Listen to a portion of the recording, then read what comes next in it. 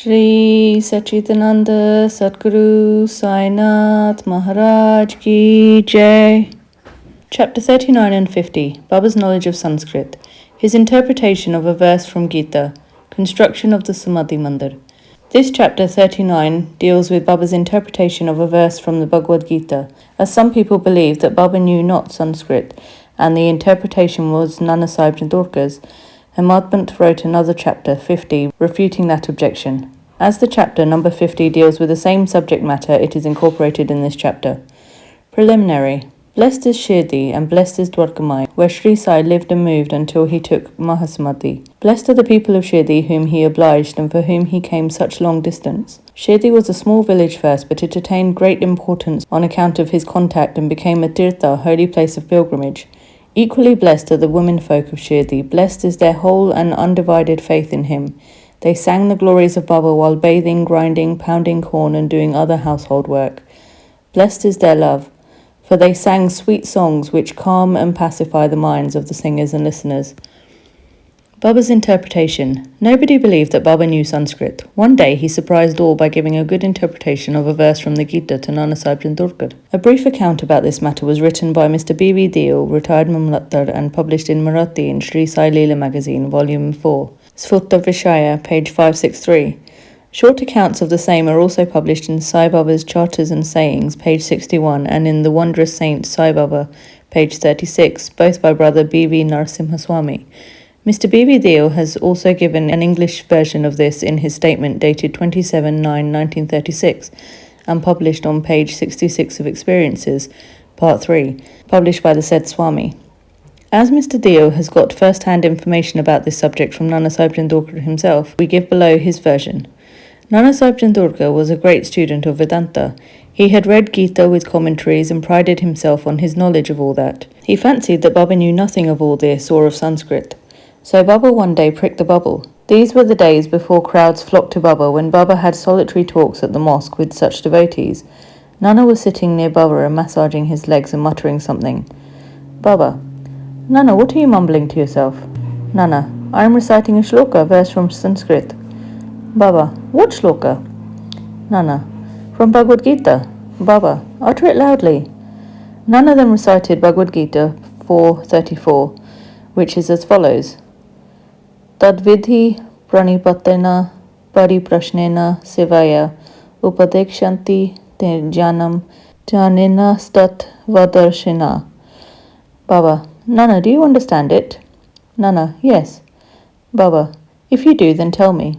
Nana: It means this. Shashtanga Namaskar, i.e. prostration, questioning the Guru, serving him, learn what this jnana is. Then those jnanis that have attained the real knowledge of the Sadvastu, Brahma, will give you upadesha, instruction of jnana. Baba: Nana, I do not want this sort of collected purport of the whole stanza. Give me each word its grammatical force and meaning. Then Nana explained it word by word. Baba: Nana, is it enough to make prostration merely? Nana: I do not know any other meaning for the word pranipata than making prostration. Baba: What is pariprashna?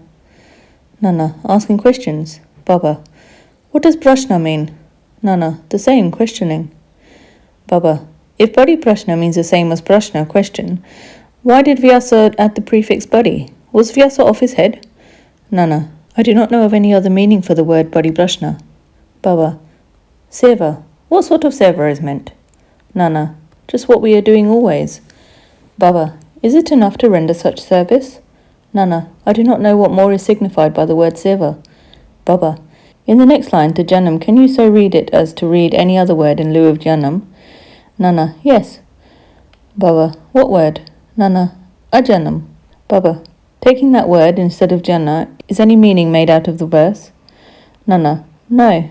Shankara Bhashya gives no such construction. Baba: Never mind if it does not. Is there any objection to using the word, quote, if it gives a better sense?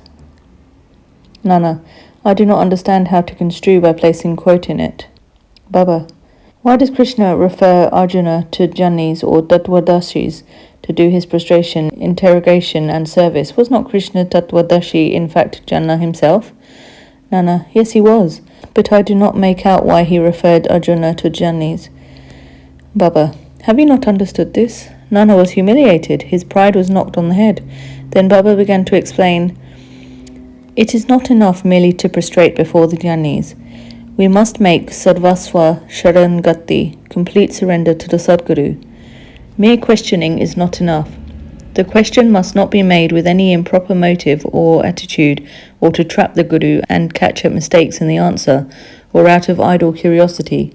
It must be serious and with a view to achieve moksha or spiritual progress. Seva is not rendering service, retaining still the feeling that one is free to offer or refuse service.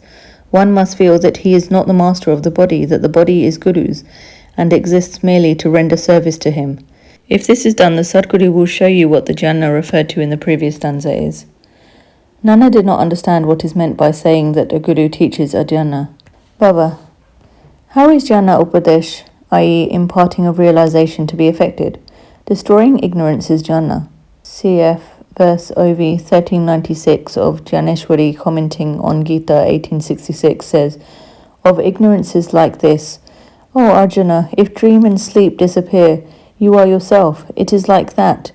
Also OV 83 on Gita 5:16 says, there anything different or independent in jhana besides the destruction of ignorance? Expelling darkness means light. Destroying duality, dvaita, means non-duality, advaita. Whenever we speak of destroying dvaita, we speak of advaita. Whenever we talk of destroying darkness, we talk of light. If we have to realize the advaita state, the feeling of dvaita in ourselves has to be removed. That is the realization of the advaita state. Who can speak of advaita while remaining in dvaita? If one did, unless one gets into that state, how can one know it and realize it? Again, the shishya, disciple, like the Sadguru, is really embodiment of jhana. The difference between the two lies in the attitude. High realization, marvelous superhuman sattva, beingness, and unrivaled capacity in Aishwarya Yoga, divine powers. The Sadguru is Nirguna, Satchitananda. He has indeed taken human form to elevate mankind and raise the world, but his real Nirguna nature is not destroyed thereby even a bit. His beingness or reality, divine power and wisdom remain undiminished.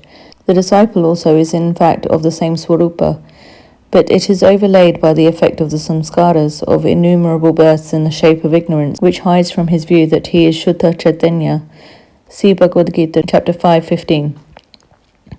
As stated therein, he gets the impressions, jiva, a creature, humble and poor. The Guru has to root out these offshoots of ignorance and has to give upadesh or instruction to the disciple held spellbound for endless generations by the ideas of his being a creature, humble and poor. The Guru imparts in hundreds of births the teaching, you are God, you are mighty and opulent. Then he realizes a bit that he is God really.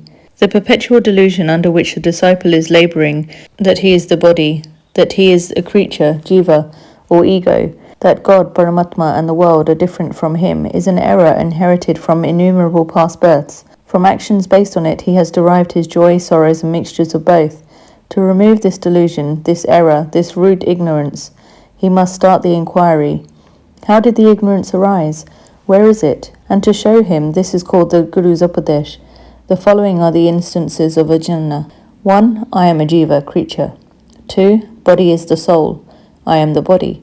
3. God, world, and jiva are different. 4. I am not God. 5. Not knowing that body is not the soul.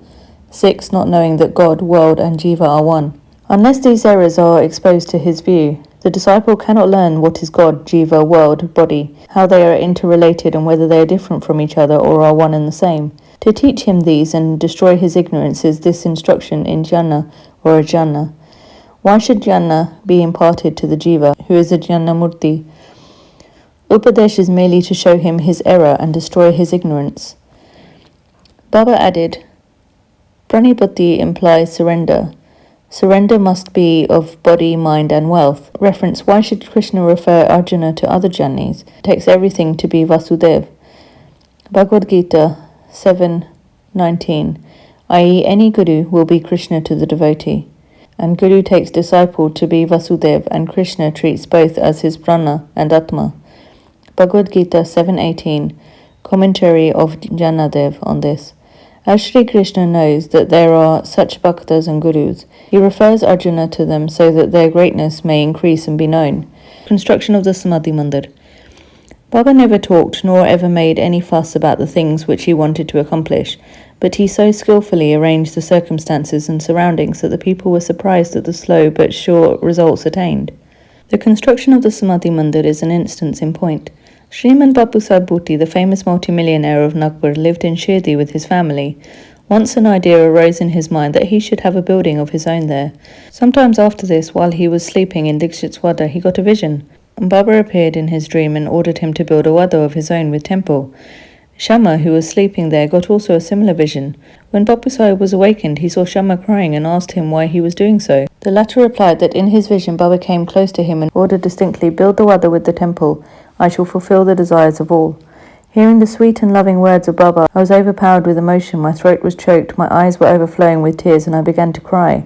Bapu Sahib was surprised to see that both their visions tallied. Being a rich and capable man, he decided to build a wada there, and drew up a plan with Madhavra or Shama. Kaka Sahib Dixit also approved of it, and when it was placed before Baba, he also sanctioned it immediately. Then the construction work was duly started, and under the supervision of Shama, the ground floor, the cellar, and the well were completed. Baba also, on his way to and from Lendi, suggested certain improvements. Further work was entrusted to Bapu Sahib Jog, and when it was going on, an idea struck Bapu Sahib Bhuti's mind that there should be an open room or platform, and in the centre the image of Murlidhar, Lord Krishna with the flute, be installed. He asked Shama to refer this matter to Baba and get his consent. The latter asked Baba about this when he was just passing by the wada. Hearing Shama, Baba gave his consent, saying, "After the temple is complete, I will come there to stay." And staring at the wada, he added, "After the wada is complete, we shall use it ourselves. We shall live, move and play there, embrace each other and be very happy." Then Shama asked Baba whether this was the auspicious time to begin the foundation work of the central room of the shrine. The latter answered in the affirmative. Then Shama got a coconut broken there and started the work. In due time the work was completed, and an order was also given for making a good image of Murlidhar. But before it was ready, a new thing turned up. Baba became seriously ill and was about to pass away. Bapu Sahib became very sad and dejected, thinking that if Baba passed away, his wada would not be consecrated by the holy touch of Baba's feet, and all his money, about 1,00,000 of rupees, would be wasted away. But the words "place or keep me in the wada," which came out of Baba's mouth just before his passing away, consoled not only Bapu Sahib but one and all. In due time, Baba's holy body was placed and preserved in the central shrine meant or designed for Murlidhar, and Baba himself became Murlidhar, and the wada thus became the Samadhi Mandir of Sai Baba. His wonderful life is unfathomable. Blessed and fortunate is Bapu Sahib Bhuti, in whose wada lies the holy and pure body of Baba.